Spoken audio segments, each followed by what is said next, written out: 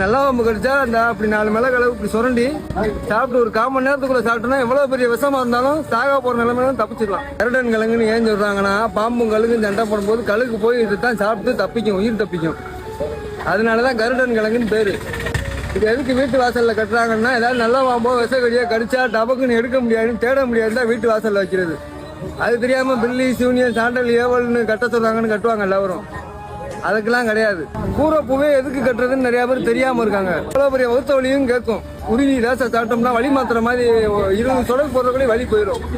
அதுக்கு தான் வீட்டுக்கு முன்னாடி கட்டுறது. தேட முடியாதுன்னு தான் வீட்டு வாசல்ல வைக்கிறது. இப்ப அதுக்கு தெரியாம காரு, 2 வீலர், சைக்கிள் எல்லாம் கட்டிக்கிட்டு இருக்காங்க. முடி நீளம் வளர்றதுக்கு கொரட்டை வராம இருக்கும். இன்னொரு பேர் கொரட்டை பழம்னு அதுக்கு பேரு. சவுரி பழம், கொரட்டை பழம்.